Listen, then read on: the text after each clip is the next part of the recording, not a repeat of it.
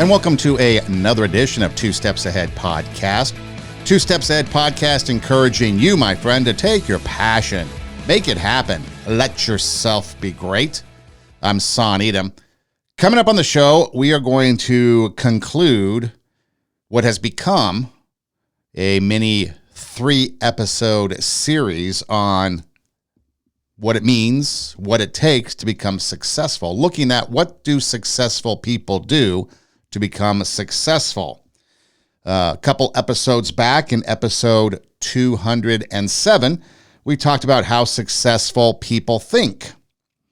Successful people think the right kind of thoughts because every action begins with a thought. Starts with a thought goes to action.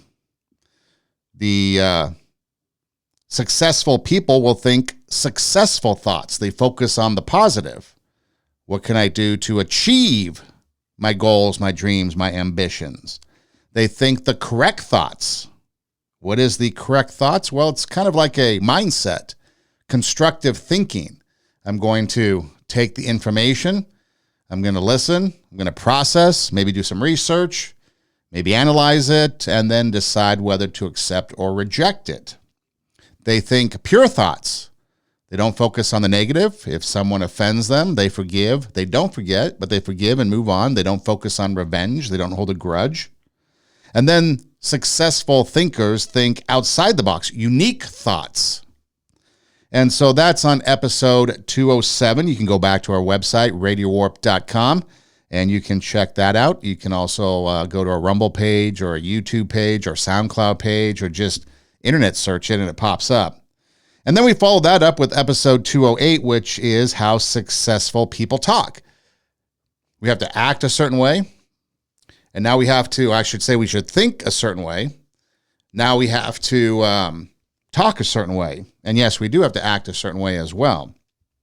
But in episode 208, we talked about using the right kind of language because people will judge us based on the words we use. We also talked about how successful people will speak words that are positive because positive words lead to positive experiences. We talked about speaking truth in love or truth with grace, meaning that, yes, we're going to tell you the truth, but we're going to maybe take the edges off. Kind of like the example of, do these jeans make me look fat?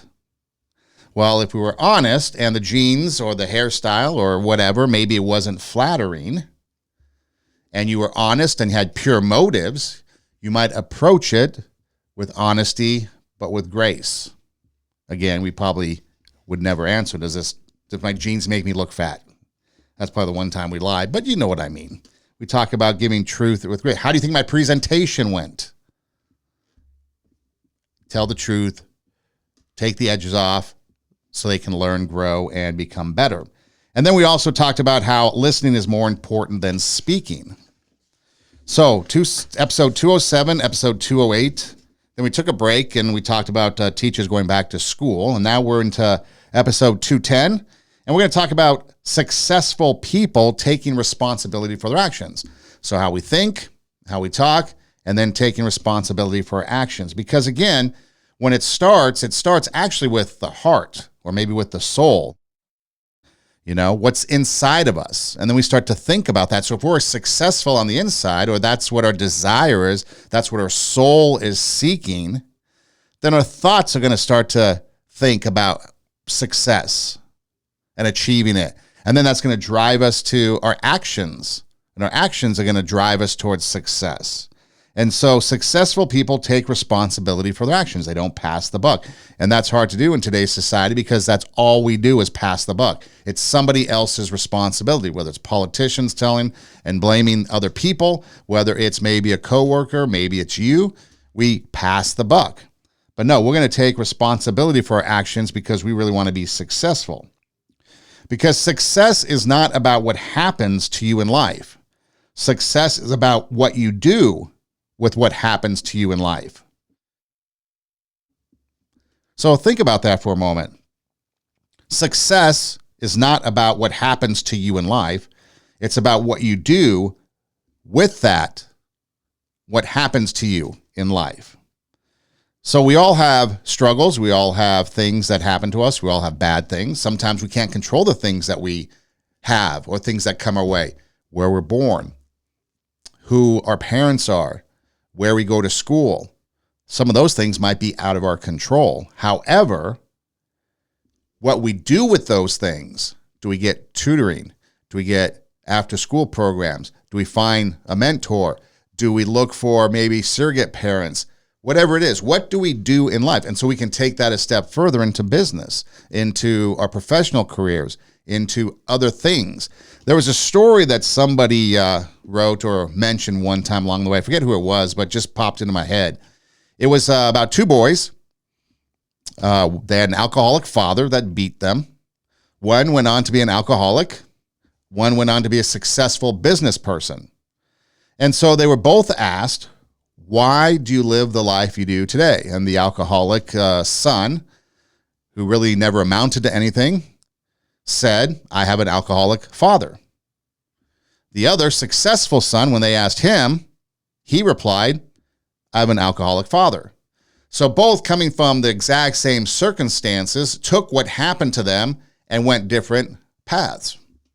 So again, it's not always about what happens to us, but what we do with that happens to us in life.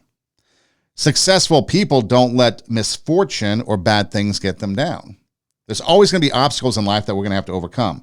There's always going to be things that aren't going to go our way, whether by choice or outside circumstances.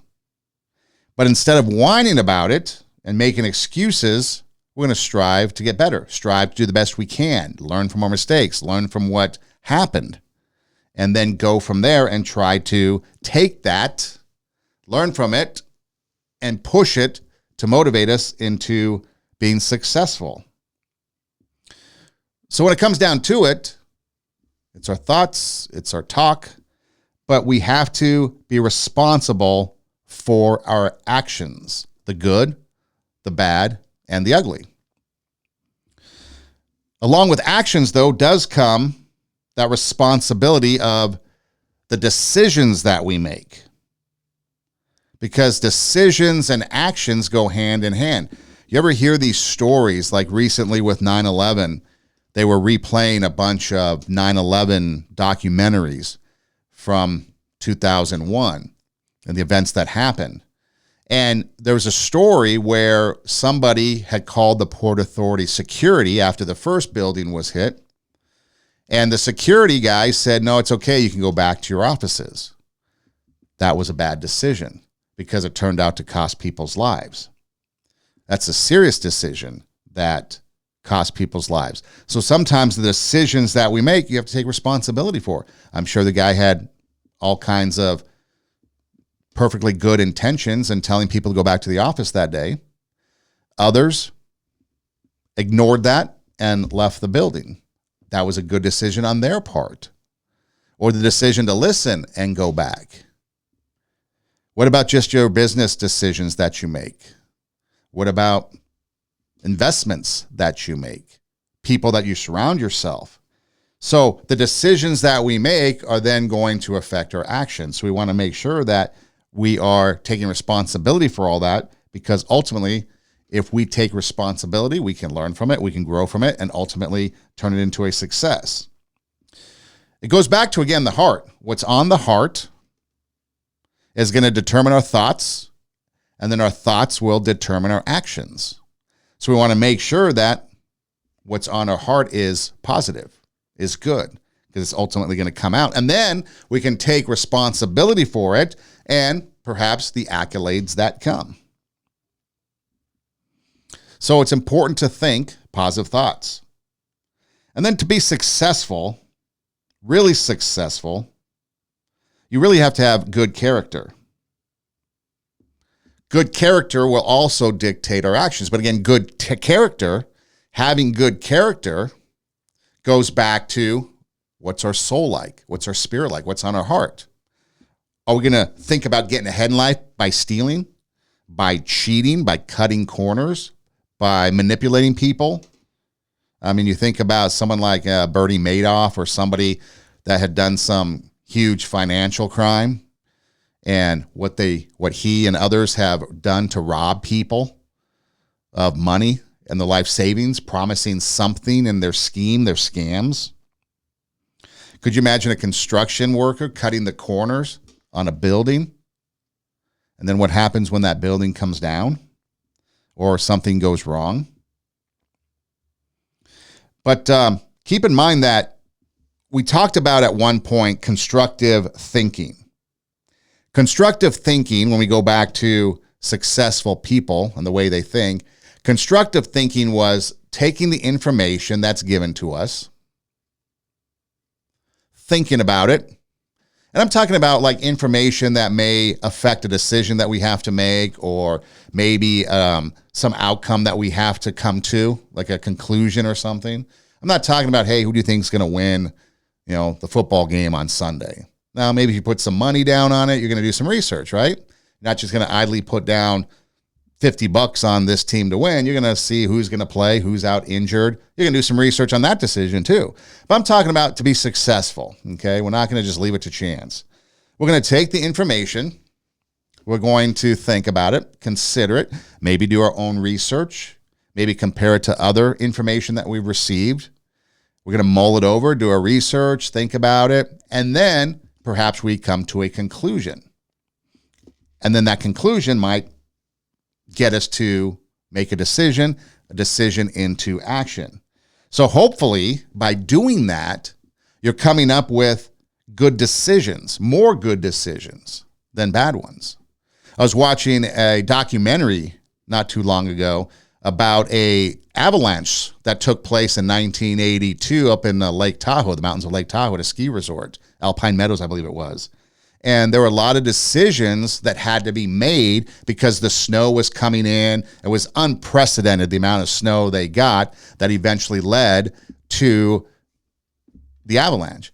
But when you're watching this, the decisions that were being made, even though there was a traumatic event that eventually took place, but the decisions that were being made were correct decisions. And when they look in hindsight, sure, they could second guess themselves, but a lot of times the decision was the right decision. Circumstances just happened outside their control. Unprecedented. 130, 40 inches of snow in a short period of time. 100-mile-an-hour winds going through the Sierra Nevadas. But the decisions, and so when they sit back and they were asked the question, what do you think of your decision making? Well, in their honesty, they say in hindsight, sure, maybe there's something I could have done, because that's what we do, right? We learn from our decisions. But ultimately, yes, everything that they tried to do, the decisions that they made, they felt were the right ones, and they just met a circumstance that they were going to lose to, Mother Nature. But again, we take the information. What's the snow like? What's the wind conditions? Where's the avalanche? Let's launch some explosives to see if we can create an avalanche to avoid the catastrophe. Let's do this. They're doing everything again. Let's send ski patrol up and check out these different areas.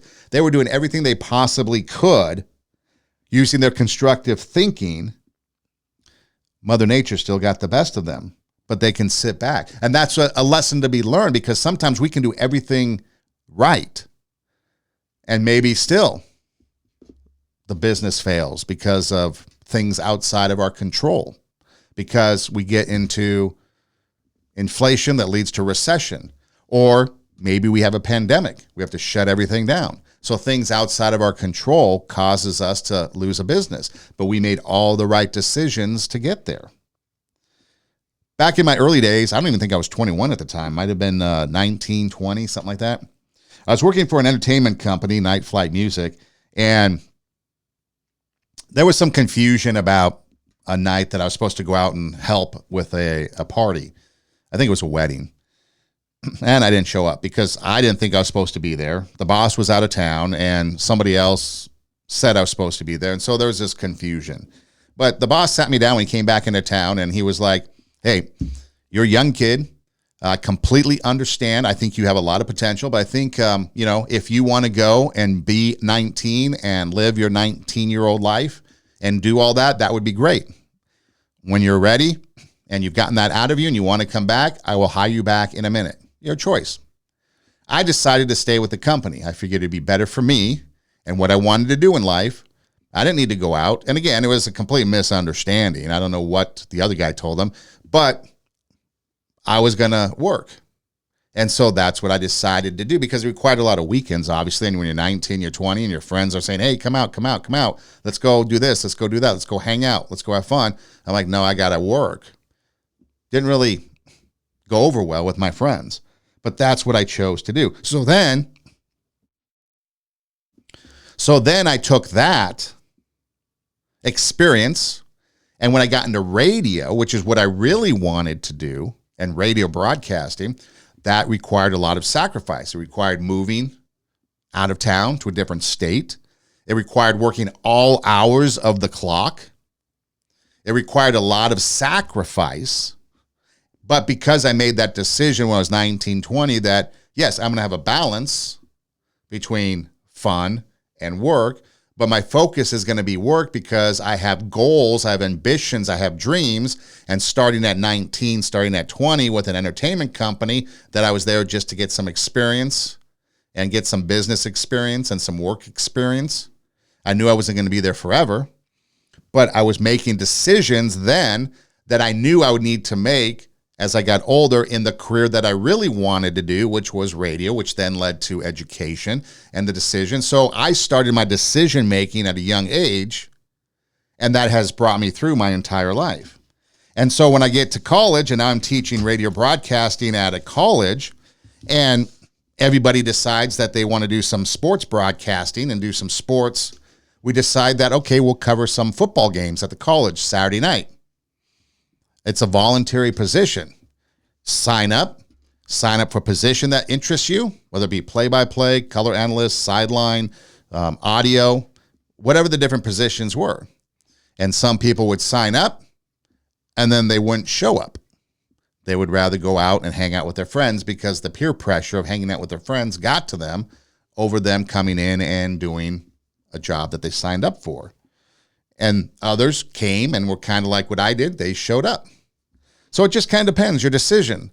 And that right there told me which students that I knew would probably have a better chance at success and which that probably wouldn't. And sure enough, a number of years later, I can see some of those students are still working in the business and others are doing something completely different.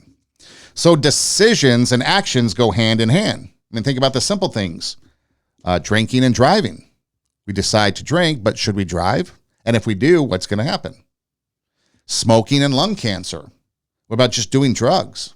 I know a lot of people like to do marijuana, recreational marijuana, but is that really good for you? I was actually watching a video the other day. I was subbing for a science class, and they put on a video, and I think the video ran longer than it was supposed to because it was supposed to be about tulips, and it went into cannabis, but I just let it run. And it was fascinating because it was talking about how cannabis affects the human body. And they were eventually leading to the fact how maybe cannabis might be a good thing because it affects our memory. And they were thinking maybe we can control it so that it helps lessen PTSD. But it talked about our memory, it talked about our appetite, and it talked about our motor skills. And it affected them. 3 things that it affects. And so again, our decision-making, our memory, our thought process. Skipping work to hang out with friends, like I said, I mentioned those stories. Are we going to do that, or are we going to be committed to the job at hand? So you have, I think it was another episode, we talked about little successes. If you build on your little successes and you start building a foundation, maybe kind of like Legos or building blocks, pretty soon you have a massive foundation or massive structure of success, right? The same thing can happen with your little defeats. You have a little defeat, a little wrong decision, another wrong decision, another wrong decision, and then pretty soon you've got big trouble. Your foundation is collapsing. I think recently on the news, they were talking about that submarine, that submersible that went down to the Titanic that imploded and didn't make it. We've talked about it on the show. And they're talking about some things, some decision-making that went on in that. And I guess there's some new information that had come out. But yeah, a decision was, we're going to move forward. Probably wasn't the best decision. So decisions do have a lot of consequences. It might be a little consequence. I'm just going to skip work today. I'm going to skip work today. I'm going to skip work today. And now it's like, well, somebody replaced you because they're more reliable. I'm going to bet $50 on a football game. I'm going to bet $50 on this football game. Next thing you know, you're betting $100, $150 trying to catch up. Bad decision making. Or maybe you're hanging around toxic people, which we'll get to in a little bit, friends that we have. But it's a power, the power of choice. You decide. The decisions that you make are going to come down to choices. And all those choices are going to result in good results, good experiences, bad results, bad experiences. And only you, me, whoever's involved, have to blame or to give credit to. But if you make the right decisions, and you talk about success breeding success, if you make the right decisions, you want to keep making right decisions. You like to start seeing good. But when you make a bad decision, then we tend to kind of get stuck on dwelling on that. And you kind of go down that rabbit hole of bad decision makings. It spirals. Now, there's some people that can make a bad decision and overcome it. But again, if you want to keep momentum, like that snowball rolling downhill, do you want your mammoth snowball to be good results or bad results? That's up to you. So successful people will take responsibility for their actions and their decisions. Greatness, what I like to talk about on the show is greatness. Greatness comes from recognizing your potential and having the proper abilities to utilize that potential. Decisions and actions are the foundation for that potential. Let me say it again. Greatness comes from recognizing your potential and having the proper abilities to utilize that potential. Decisions and actions are the foundation for that potential. Potential is a great thing. In sports, whether it's being drafted by a major league team, like a professional team in the NBA, Major League Baseball, you're being drafted on your potential. Sure, you might have had success in college and you might have had success over here, but you're really being drafted on potential. How many times have we seen great stars in college not make it in the pro? You think about Johnny Manziel. You think about maybe even Tim Tebow. He did have more success, but he never really quite made it. Who knows why? But again, another example. You think of Ryan Leaf, number one pick, all the number one picks that never made it. And then you think of somebody that was like drafted 199th in Tom Brady and probably goes on to become the best quarterback ever. So you're being drafted on potential. Some people think this guy's a lot of potential. We're going to draft him high. Well, maybe not so much potential. Well, just Mike Piazza was drafted by the Dodgers late, maybe 60th round or something like that, because he was like Tommy Lasorda's godson or something. I mean, a ridiculous way to draft somebody and Hall of Famer. So drafting, sports, recruitment in college is all based on potential. So do you have the abilities? Do you have the tools to utilize that potential? Some do, some don't. Some get distracted, and many things go into it. But it goes down to our decision making. Are we going to be focused on the things that we need to be? Speaking of Tom Brady, he was on a podcast one time with Deion Sanders and his son, Shador. And I think Shador, one of the sons, was talking to Tom Brady about what kind of car he should get. Should I get this expensive car or that expensive car? Because apparently his NIL is like $5 million or something. And Tom Brady's like, well, I think you should spend more time in the film room and less time with all this other stuff, because the film room is going to make you more prepared and potentially give you better success than NIL and buying cars. And think about it. Tom Brady went on to have a very successful career, winning multiple Super Bowls. And we'll see if he can translate that success into the broadcast booth. But that's all he did. He spent time prepping himself physically, mentally, and emotionally for games. Kobe Bryant, another person. You go back and listen to the things he says and the decisions that he made, getting up at 4 a.m., working 2, 3, 4 practices a day. Whatever it was, his decision-making process led to actions. I want to be successful. To be successful, it takes this. I'm going to go do that. I'm going to practice at 4 a.m. I'm going to get up at 4 and practice 3 times a day, whatever. And then you think about those people that maybe had potential, but then kind of lost it. Lawrence Phillips, University of Nebraska running back, LA Rams, ended up in prison, committing crimes, and then committed suicide.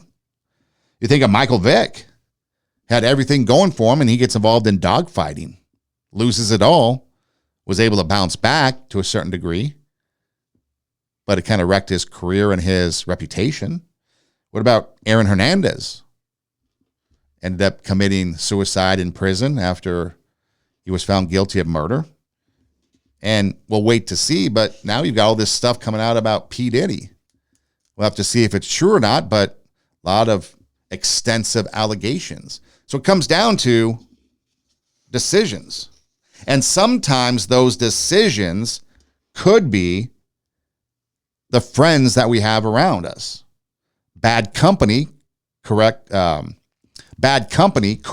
good character. You know, the one bad apple spoils the bunch. So bad company corrupts good character, so we got to choose our friends wisely. Keep in mind, though, that if we want to be a friend, or if we want friends, we might have to be a friend. But we want those friends to be true friends. We want those friends to say, hey, dogfighting is probably not a good thing to do, so don't do it. Tom Brady being a good friend, if you want to call it that, or setting the example of a good friend. Forget about the cars. Get in the film room. That's honesty with grace. That's honesty and truth. Or that's truth and grace, truth and kindness. Dude, get into the film room and you will have greater success. But friends, here's Jordan Peterson. You got to surround yourself with people who want the best for the best part of you. You can hang around with weasels and losers that are trying to pull you down to justify the fact that they're spiraling downhill as well. And you know, the upside of that is you don't have to have any responsibility, and you can all whine about how wretched life is, you know, so that's pretty attractive. But I would say it's also a bad medium to long-term plan. And so it's acceptable and desirable to try to surround yourself with people who are facilitating your development. You know, and you might say, well, I've got people around, I know them well, you know, they're not doing that well, and they don't fit into that category. It's like, what's your point? What are you going to do with them exactly? If they'll listen and cooperate with you and move towards a better future, great. If they don't pay any attention and they keep doing the same damn things over and over and they're not going anywhere and it's painful, then maybe the proper thing to do is say, you just have your misery. I'll go off and have my life. And maybe you'll wake up at some point in the future and think that's a better way of being. Because just putting up with it is, well, they call that enabling, right? You put up with that sort of behavior, you're providing tacit consent for it and even tacit approval. It's like, it's a bad idea. You have, I would say, both the right and the responsibility to surround yourself with people who are good for the best part of you. Yeah, surround yourself with people that are good for the best part of you. Sometimes we got friends that are just hanger-oners. They've got nothing else to do. You can choose and decide what kind of friends you want. I've had all different kinds of friends. But as I've gotten older, some of those friends have kind of drifted off to the side because my drive might be a little bit stronger than theirs in doing something. Might require more effort, more work, more preparation, more time away from social things. Or maybe they're just not a good fit. So friendship or successful people choosing the right kinds of friends could be the right kinds of business partners, the right kind of support group. You can put whatever it in, but I'm going to kind of focus on the friendship aspect of it. But you can apply this to any relationship, really, because you want a true friend who's going to be there for you, will always be there for you. doesn't limit his behavior towards you. When I mean like doesn't, have you seen those people that like with this group of friends act one way, with this group of friends act another way? You want friends that are genuine. They're not going to limit their behavior towards you. They're going to give you truth in grace. They're going to tell you what they really think. They're going to be there when you need them the most and then do whatever they can to help you. I had a friend that ended up going to prison for committing some crimes that he was accused of and did a plea agreement and went to serve I think he served 5 years in prison. Now, he's a friend of mine, and I still don't know to this day what happened. I know what the court result was. Oftentimes that's different than reality. And I've never really asked, and I've never really concerned myself with, is it true? My concern was, I'm going to be there for you every step of the way. There was other people that were his friends that upon his arrest, they kicked him to the curb. And so I was there for him. So what could I do? Put money on his books. So he could go to commissary, because commissary is everything in prison. I tried to write. I told him when he wrote me his first letter, I told him, I'm going to try, dude, but I'm really bad at writing, but I'll do my best. So wrote a few letters, talked on the phone a few times when he had the ability to, went up and visited him. You know, that was a long, I had to start at like 4 or 5 a.m. to make the long commute, 4 or 5 hour drive to get to the prison, go through the rigmarole to get in, to go visit him. But that's what, in my opinion, friendship is about. Through thick and thin, being there as much as you can and do what you can. And I was honest about it. Yeah, man, I might not be the best writer, but if you want to write me all the time and that helps you, write me, dude. I will try to respond as best as I can. Maybe I'll take a couple of your letters and respond, do what I can. But I was there. I didn't check out because of accusations like other people did. And so then those mutual friends that we had, I realized that, okay, they're not there for him through thick or thin. Then they're not going to be there for me through thick or thin. So I kind of kicked a few of them to the curb. But you want friends that are going to be the best for you, bring out the best in you, be there for the best part of you. Those are the people you want around you. You want friends that are wise. And I'll get more specific here in a minute. But you want friends that are wise, friends that are loyal, friends that will make you feel better about yourself, friends who, like I said, bring out the best in you. And this isn't easy criteria to fit in. There's this old philosopher, I think he was a philosopher, but he made this comment or something along this lines. It was like, if you hang around thinkers, because again, you know, no technology, nothing all these philosophers did was just sit around and talk, share ideas, thoughts, stuff like that. But if you hang around thinkers, you become a better thinker, was the idea. If you hang around givers, you will become a better giver. If you hang around achievers, you will become a better achiever. You know, success breeds success. So whoever you're hanging around and hanging out with is pretty much what you're going to become. So why not hang around people, a group of friends, business partners, whatever it is, coworkers, mentors, that will bring out the best in you or push you to do better. If you hang out with thinkers, better thinker, givers, better giver, achievers, better achiever. You can flip that script. You hang out with people that just are lazy. You're better at laziness. People that maybe are up to shenanigans. You're going to get better at doing shenanigans. So you can flip the script and the positive or the negative. But again, what's our thoughts on? Our thoughts going to be on the positive. So I want to have positive people around me that are going to make me better. So I'm going to look for those people. My actions are going to, my thoughts are going to be, I want to be positive. I want to be successful. My thoughts are, I need positive, successful people around me. My actions are, go find them. Or the flip on that. There was a research group out of Purdue that at one point, I think it's been a number of years, but it still fits today. that showed 66% of teenagers would go along with the actions of the crowd when they knew that it was obvious those actions were bad. Kind of like that mob mentality. Remember the riots of 2020? Or any riots for that matter, Free Palestine, maybe more recently. They go onto these college campuses and create havoc. Mob rioting after your team wins a championship. Who does that? Hey, we won a championship. Let's burn down our city. I was watching another documentary. For some reason, I'm into real life documentaries. You kind of learn from them. But I think it was 2021, they had the European Championship finals for soccer, football, and it was between England and Italy. So England in their home country playing for the European Championship. And it went through this whole thing, but there were people that weren't able to get tickets that lived in England.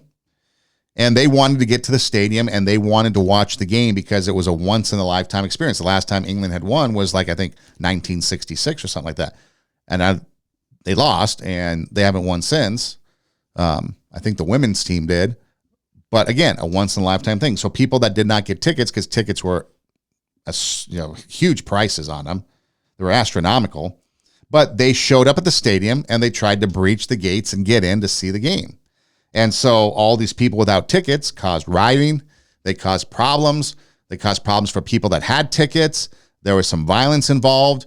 And in the end, when they asked some of these people that didn't have the tickets that were kind of problematic, what do you think about your decision? They were okay with it because it was better for them. The importance of them seeing England play in the championship that they ultimately lost was better instead of abiding by the rules, the laws, not hurting other people. The selfish thinking on their part caused a bunch of people to have a very bad day in what could have been. And there was a quote in there where security ultimately realized that the best thing for England and for Wembley Stadium and for everybody there was for England to lose. Because if England won, everybody was going to rush the stadium to see them lift that trophy. It's a European thing, I guess. Fortunately, they lost and everybody kind of fizzled out and went home. If they had won, the anticipation was mass riots to get into that stadium to see the post-championship celebration. So you want to find people that will elevate you. One of the biggest qualities that successful people look for in friends or friends to have around them are wise people. Well, what does wise mean? Well, it may not necessarily mean smarter people, but maybe people that are experts in different fields. Maybe people that have a lot of knowledge and different interests. Maybe people that have different types of education. And maybe even people that have street smarts. Street smarts is important. So it doesn't necessarily mean wisdom as in wise, oh, you're smarter than me, therefore I need you as friends, but maybe different interests. Something new. Something you're not familiar with. Something that you can learn from. Maybe something beyond book smarts. And if you can't find or don't have friends like that, you can read more. Documentaries. Learned a lot from documentaries that I've been watching lately, just in decision-making alone.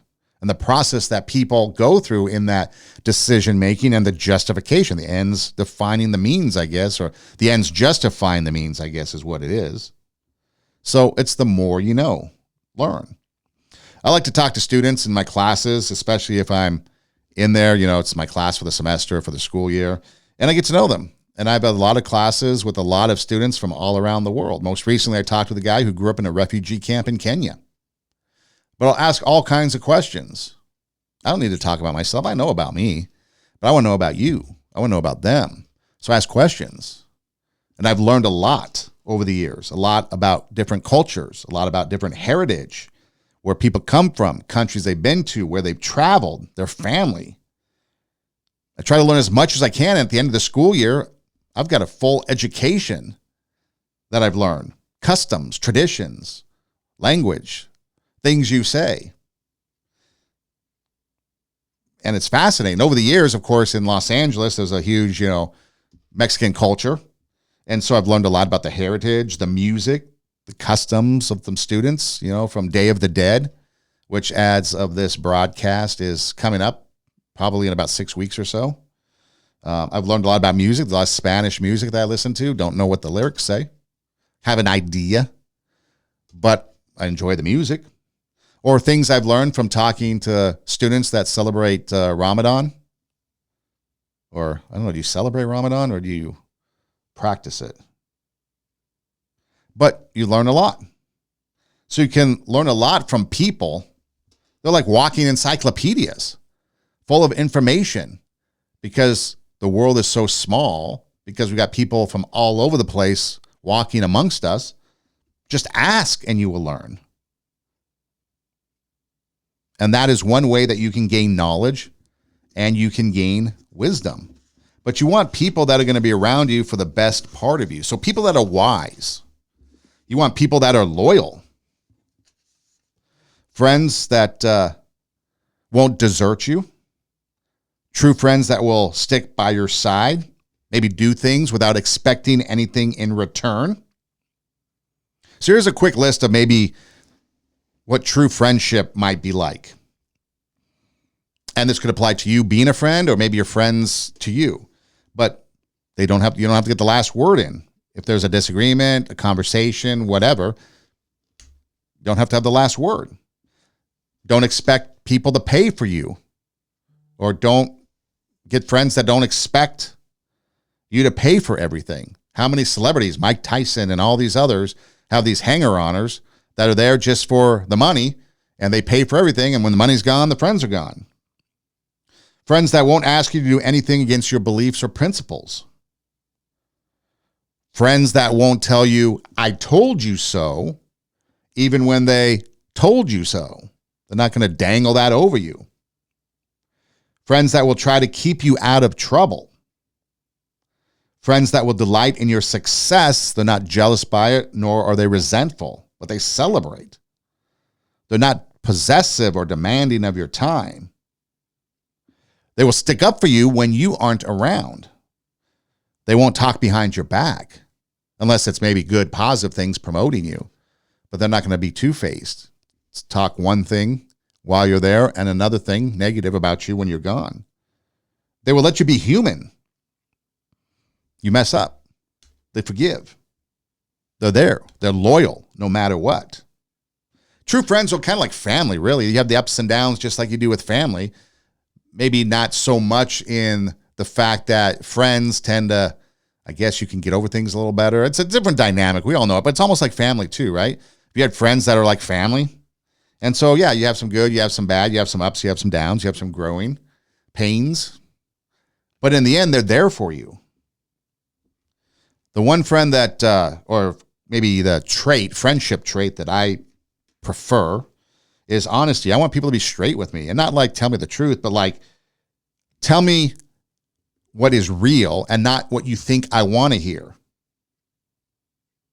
That makes sense. What did you think of this? Well, this is what I thought. Truth and grace. This is what I thought about it. It was X, Y, Z. Okay, thank you. Because I can grow more and I could be a better person by knowing the truth. If people just candy coat things and say, hey, that's great. That's awesome. Okay, that's good. But how am I growing if everything's great and awesome? Because I know it's not great and awesome. So you want to have people that are honest and tell me straight up. Say it like it is. That's respect. Some people might find it hard to take. Your feelings might get hurt. But the point is to make you better. But again, do it nicely. And that is how you can become a better person. Now you can go back to do these pants make me look fat? Again, that might be a scenario as I jest about it. But again, is there any right answer? No. Maybe punt on something like that. But again, there's a way to talk about it. And hopefully if they do make you look fat, the pants look fat, maybe they can accept that. And together you can go find an outfit. I mean, there's a lot of people I wish I could just straight up say, dude, you need to change your wardrobe. But I don't because it's not my place and my friendship or my relationship isn't that strong with them. But I would love to tell that. Not out of disrespect, body shaming, nothing like that. It's to make you a better person, make you more respected, make people look up to you.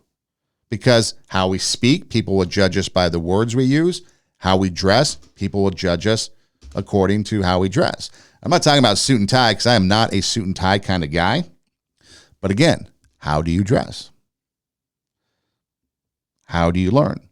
How do you get better? So friends that make you wise, friends that are loyal, maybe tell you straight up what it's like, friends that make you feel better about yourself. You know, we want friends that are there for the best part of us, that are there to be and encourage the best part of us. So they want us to make us feel better about ourselves. If you're in an unhealthy relationship, you should probably consider ending that like ASAP. Toxic relationships will drain your soul. So you can end them and look for new healthy relationships. And we just kind of went through what that might look like. Friends, business partners, acquaintances, etc. But again, along with those attributes that we just talked about in friendship, some other things you might want to look for as far as true friendship is holding your tongue. Maybe there's a time for the truth, but maybe that truth isn't right now. Or maybe your motives might be you're a little bitter. Maybe you're a little bit resentful because of their success, even though you're celebrating with them. It hits because you realize that you dropped the ball. Ask any star player, Kobe Bryant, Larry Bird, Magic Johnson, anybody. When the other person, like when Larry Bird won the championship, Magic Johnson was miffed. That was the worst thing ever, and vice versa. Now, eventually they were happy that their friend won the championship, but initially it miffed them. Recently we had an incident with, I'll bring up Shedeur Sanders again. He didn't want to shake the hands of the Colorado State quarterback because apparently there's some history there or whatever. Looks bad. Justify it, whatever you want. It looks bad. Okay. Magic Johnson never said anything bad about Larry Bird. Larry Bird never said anything bad about Magic Johnson. Eventually celebrated with them. But at the time, sure, it miffed them. But they didn't come out and say anything bad. They held their tongue. Don't make promises you can't keep. We do that sometimes, don't we? Maybe we need to give encouraging words. Be genuinely interested in others. Don't burden others with your troubles. You know, that woe is me. Obviously, you're going to share what's going on and, you know, seek help and all that comes with friendship. But it's not that woe is me, burdening other people. And when they offer a solution, coming up with another problem and another problem and another problem. Avoid that woe is me attitude. Keep an open mind. You know, have that constructive mindset that we talked about. Avoid gossip. Maybe think about how other people will feel. Have some empathy. You know, it's hard to do, but pay no attention when other people speak bad about you. Let your character speak for you. Let your results speak for you. Don't worry about getting credit for things all the time. Yes, you want credit for things that you do, but maybe not all the time. Maybe it's okay for somebody else to get credit. And that's tough to do in a me-first world. It's tough to do. It's tough to do in radio. There are many times I would let other people take the credit for something that I did, or it was my thoughts, or it was my ideas, and I had other people come in and help me execute it because that way they were a part of it too. They had something to do. So a lot of thought went into who I brought into different things, and sometimes they would get the credit. And I'd be like, okay. Now, maybe sometimes that was to my detriment, but I can sleep at night knowing that I shared credit with other people. Character counts. There was a scene in the movie Moneyball. If you haven't seen it, it's actually a pretty good movie, and there's a lot of great quotes in there. But it's about the Oakland A's. I think it was 2002 when they won like 20-some games for the all-time record, which I think has since been broken by the Cleveland Indians. But Moneyball was a method by which to, I guess, run a team. And so Brad Pitt's character was playing Billy Bean. And then there was another guy that was supposed to be Paul DePodesta, but Paul DePodesta, which was Billy Bean's assistant at the time, wanted nothing to do with it, so they fabricated this other guy. But there was a lot of pushback at the start of the movie about this new mentality, this new way of doing baseball. And so a lot of pushback. The team was struggling, losing, wasn't going well, and there was a lot of negativity, a lot of talk on sports talk radio. This all is bad news. Eventually, the team turned around, and following these concepts, started to win and eventually won 20 games. Well, somewhere along that winning streak, they're talking on talk radio, and they're giving a lot of credit to the manager, Art Howe, played by Philip Seymour Hoffman. And Art Howe was against this from the get-go. He hated it, at odds with it, everything. Wouldn't do anything that he was asked to do. Well, the announcers and people on the radio were giving credit to Art Howe for the team winning 12, 13 in a row. And so the sidekick asks Brad Pitt's character, Billy Bean, hey, why is he getting all the credit?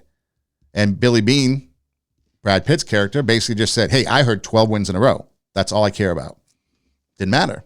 He knew that what he was doing was successful and he was going to stick to the plan. Fine, let them have the credit because I'm not about credit.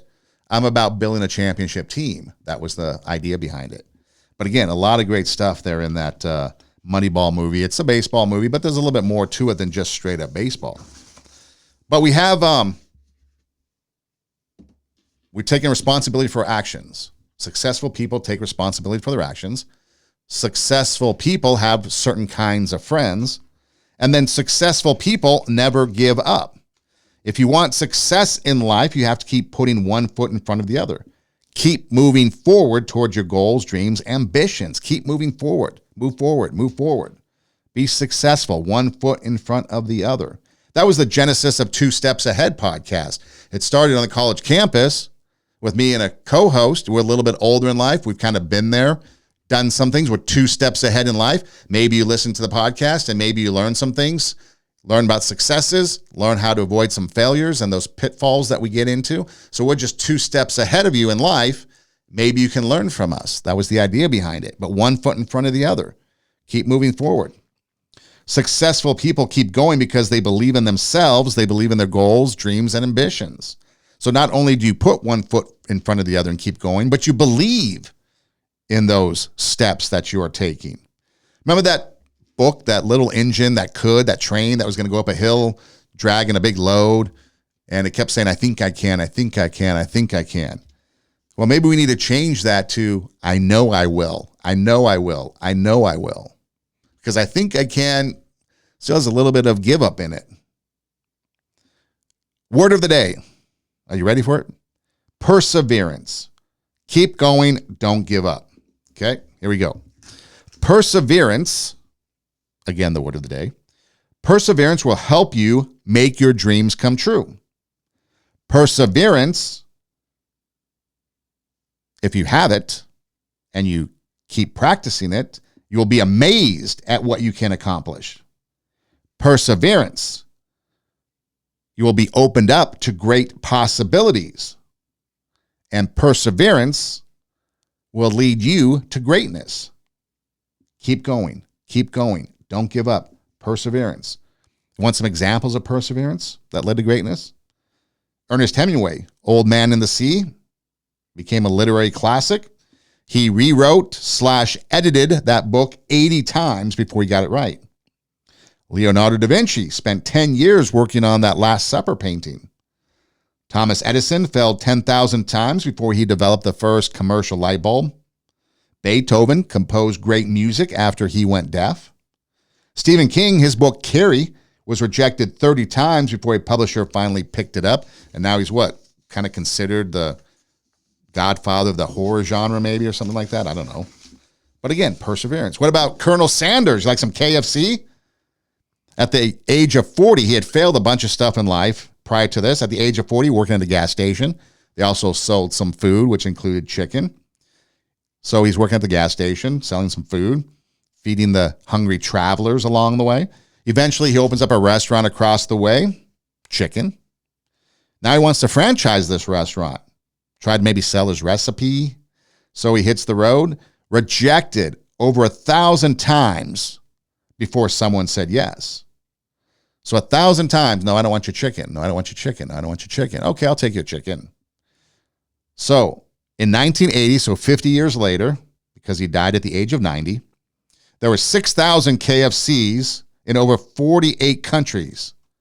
To me, that seems like a low number. But the point is there's a lot. It just seems like KFC is everywhere is the point. And now in 2013, there were over 18,000 KFC restaurants in over 118 countries. which again seems like a low number because, again, you can go into any town anywhere and there's a KFC. The point is, after being rejected 1,000 times, someone said yes, and it went from one yes to 18,000 or more yeses in 118 countries. And maybe it seems more because this stat's in 2013 and this is now 11 years later, so it's probably expanded even more. I'm going to leave you with this, though. Okay, we're talking about success. Successful people think a certain way. Successful people talk a certain way. Successful people take responsibility for their actions, their decisions, the type of friends they have around them. Never give up. Keep going. Perseverance. Chuck Swindoll wrote this: "The thing that makes for greatness is determination, persisting in the right direction over a long period of time." So follow your dreams, stay on task. Never give up because you never know when that moment of victory and triumph is going to come your way. The things that make for greatness is determination, persisting in the right direction over a long period of time. Follow your dreams. It might take a while. It might take 50 years. It might take 1,000 no's. It might take 80 rewrites. It might take a number of publishers saying no. But never give up. Don't ever give up, because you never know when that one moment of victory and triumph is going to come your way. Remember, the only thing that happens when you quit is failure. As long as you keep trying, keep trying, keep trying. There's that moment of turn back. I'm going, that one foot in front of the other. I'm keep moving forward to my goals, dreams, ambitions. That's just not working out. Am I going to turn back and give up? Or am I going to keep going? Because that next step might be the right step. And next thing you know, you have success. This is Two Steps Ahead Podcast, encouraging you to take your passion, make it happen, let yourself be great. Check out our website, radiowarp.com. That's radio, W-A-R-P. If you click on the show logo, all of our past shows pop up on the screen in video form. You can click on them and watch them. If you click on them, it might also take you to our Rumble page. You can subscribe and never miss an episode. Also on that same page is an orange bar that goes across the center of the page. If you click that, it'll take you to our SoundCloud page, our audio page. You can download and take episodes with you on the go. I know sometimes it's hard to sit there and watch, but you can listen, maybe in the car, on your commute, or wherever, lying in bed at night. You can listen through our audio page on SoundCloud. Again, subscribe and never miss an episode. We're also on YouTube for more video. You can also do an internet search, TWO, Two Steps Ahead Podcast, and we pop up. We're on all the places you listen to podcasts: Spotify, Pandora, iHeart, Apple Podcasts, Edifi. So anywhere you listen to podcasts, we're there. And again, just do an internet search, TWO, Two Steps Ahead Podcast. We pop up. Social media at Two Steps Ahead Podcast. Again, that TWO. We've got Instagram, we've got TikTok, we've got Facebook. So we're pretty easy to find. We're pretty much saturated the World Wide Web. So do check us out. And again, I always like to put this out there. You can email the show, twostepsaheadpodcast@gmail.com. twostepsaheadpodcast@gmail.com. And if you're struggling with something and you think there's no one there, you just don't know what to do, whatever it is, if you feel the need to reach out or just want to, email me, email the show. I'll get back to you. If I can't help you with something, I'll try to find somebody that can. In fact, I will find somebody that can, and connect you with people so you don't have to go it alone. You don't have to be alone. Reach out on social media. DM me. I'm easy to find. In fact, recently I was doing a sub job, and the teachers and students the day before I arrived, they looked me up on Instagram, checked me out, I guess. I don't know. Stalking me, cyber stalking. The point is, I'm easy to find. If you don't know something, whatever it is, reach out, because I will be here for you. Two Steps Ahead Podcast, again, encouraging you to take your passion, make it happen, let yourself be great. I'm Son Edom. Hey, thanks for listening. Do tell a friend. And until next time, God bless.